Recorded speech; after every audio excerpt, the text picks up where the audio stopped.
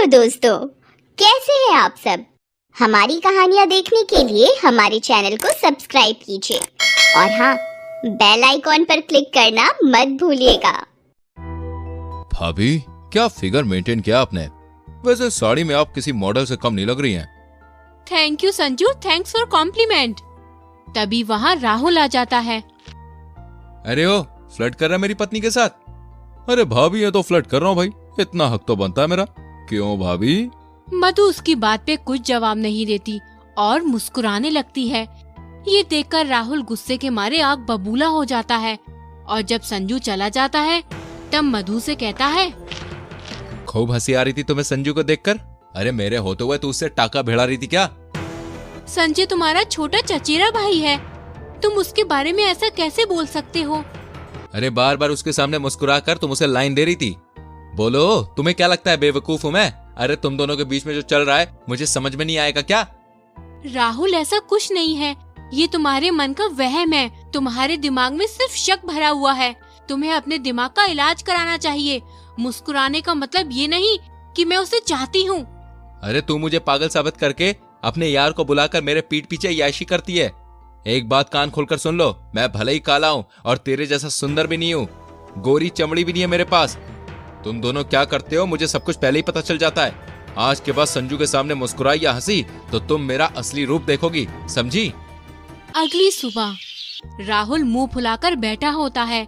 तभी वहाँ उसकी माँ शांति आती है और उससे बोलती है, आज फिर तुम्हारा झगड़ा हुआ है, इतनी सुंदर बीवी मिली है तुम्हें। हाँ माँ, इसी बात का तो उसमें गुरूर है।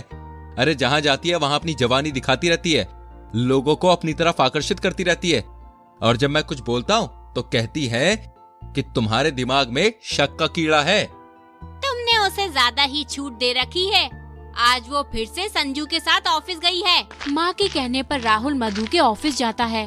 तभी उसकी नजर संजू पर पड़ती है। संजू और मधु बातें कर रहे होते हैं। ये देखकर राहुल गुस्से में उसके पास जाता है और संजू से बोलता है, अरे कहाँ ले गया था इसे ऑफिस के बाहर गुलछर्रे उड़ाने के लिए? क्या बकवास कर रहे हो भैया, आपको शर्म आनी चाहिए ये बात बोलते हुए। अरे शर्म तो तुझे आनी चाहिए, अपनी भाभी के साथ रंगरलियां मनाते हुए, और मुझे ही आंख दिखाता है। कितनी गंदगी भरी है तुम्हारे दिमाग में। अरे गंदगी मेरे दिमाग में नहीं, बल्कि तुम दोनों ने मेरी जिंदगी में भर रखी है। अरे देख लूंगा मैं तुम दोनों को। राहुल गुस्से में वहाँ से चला जाता है। कब तक झेलती रहोगी मधु ये सब? शुरू में राहुल मधु से बहुत प्यार करता था, पर राहुल की माँ शांति उसे मधु के बारे में उसके अंदर शक पैदा कर देती थी। राहुल हर बात पर मधु पर शक करता था। फिर एक दिन मधु सब्जी वाले से सब्जी खरीद रही होती है। तभी वहाँ राहुल आता है और उससे जाकर बोलता है, अरे क्या चल रहा है यहाँ पर? तुम सब्जी बेच रहे हो या मेरी पत्नी पर लाइन मार रहे हो? अरे भैया जी, आप क्या बोल रहे हो? मैं तो सिर्फ दीदी से पूछ रहा था कि कौन सी सब्जी चाहिए। अरे तू चुप, और ये अपनी दुकान यहाँ से उठा और यहाँ से निकल। राहुल और मधु घर आते हैं। राहुल गुस्से में मधु से बोलता है, मर्द देखा नहीं कि मुंह से लाट टपकने लगी। ये चरित्र है तुम्हारा? एक सब्जी वाले के संग तुम नैन मटक्का कर रही हो। अरे मेरी सूरत खराब है तो किसी के संग भी चिपक जाओगी क्या? अरे आज से तुम्हें जो कुछ भी चाहिए मैं लाऊंगा, समझी? छी, घिन आती है मुझे तुमसे। मुझे जरा सी भी भनक लगी कि बाहर किसी के साथ चिपका चिपकी कर रही हो तो मुझसे बुरा कोई नहीं होगा। फिर रात होने पर राहुल सो जाता है, पर अचानक से रात को उसकी नींद खुलती है। तब वो मधु को बेड पर नहीं देखता, वह इधर उधर देखता है तो मधु उसे कहीं नजर नहीं आती। मधु, मधु, कहाँ हो तुम? तभी राहुल बाहर आता है। फिर उसकी नजर एक आदमी पर पड़ती है जो शाल ओढ़कर जा रहा होता है। कौन हो तुम? रुको। राहुल उसके पीछे भागता है और वो आदमी दूर निकल जाता है। तभी वहाँ मधु आती है और उससे पूछती है, क्या हुआ, क्यों चिल्ला रहे हो आप लोग? कहाँ थी तुम? कहाँ चली गई थी? मधु राहुल को गुस्से में देखकर डर जाती है और वो कुछ नहीं बोल पाती। वो मैं? वो क्या कर रही है? मुझे लगता है इसी का कोई चाहने वाला होगा, इससे ही मिलने आया होगा इतनी रात में। मधु ये सुनकर घबराते हुए बोलती है, नहीं माँ जी, मैं तो वॉशरूम गई थी, मैं नहीं जानती कि कौन आया था। अरे अब तेरी हिम्मत इतनी बढ़ गई है कि तू अपने आशिक को घर बुलाएगी। आज मैं तेरा वो हाल करूंगा कि तू हमेशा के लिए याद रखेगी। राहुल मधु को खूब मारता है और इसी तरह कुछ दिन बीत जाते हैं। एक दिन मधु के पिता और शांति बातें कर रहे होते हैं। आप इस समय क्यों आ गए हो? मैं तो अब एक पल भी आपसे दूर नहीं रह सकता। मैं अब अपने बारे में बच्चों को बता देना चाहता हूँ। नहीं नहीं, अगर हमारे बारे में वो दोनों जान गए तो अनर्थ हो जाएगा। आप अभी यहाँ से जाइए, हम रात में मिलते हैं। तभी वहाँ मधु आ जाती है। उसे देखकर दोनों चुप हो जाते हैं। आप कब आए पिताजी? मैं आपके लिए पानी लेकर आती हूँ। पिता को देखकर मधु पानी लेने जाती है। मधु के पिता वहाँ से चले जाते हैं। तभी वहाँ मधु पानी लेकर आती है। अरे पिताजी कहाँ चले गए माँ? वो तो चले गए। मधु आश्चर्य में आ जाती है कि आखिर उसके पिता बगैर उससे बात किए क्यों चले गए।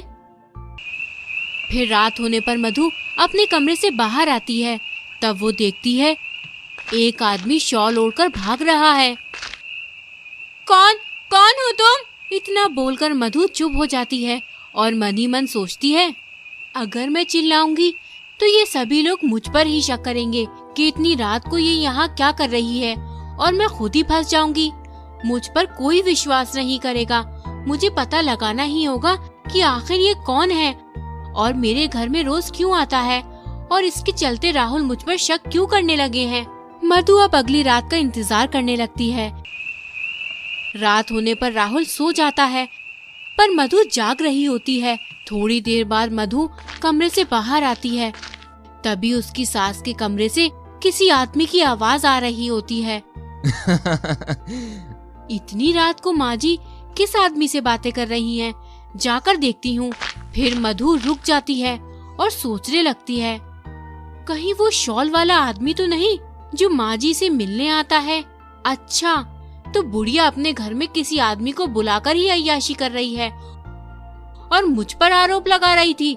इस बुढ़िया ने अपने आशिक को बचाने के लिए राहुल को मेरे खिलाफ कर रखा है। आज तो मैं इसे छोड़ूंगी नहीं।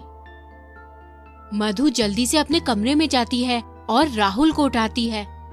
राहुल, राहुल! क्या हुआ? चिल्ला क्यों रही हो इतनी रात को? अच्छा, तो मैं चिल्ला रही हूँ। तुम्हारी माँ इस उम्र में नैन मटक्का कर रही है। राहुल ये सुनकर गुस्से में बोलता है, अरे क्या बकवास कर रही हो तुम? मेरी माँ के बारे में तुम ऐसा कैसे बोल सकती हो? अच्छा, मैं बकवास कर रही हूँ और तुम दोनों माँ बेटे मिलकर मेरी इज्जत को उछाल रहे थे कि मेरा किसी से चक्कर चल रहा है। वो बुढ़िया रोज तुम्हें मेरे बारे में नई नई कारनामे बताती है कि मेरा चाहने वाला आता है मुझसे मिलने।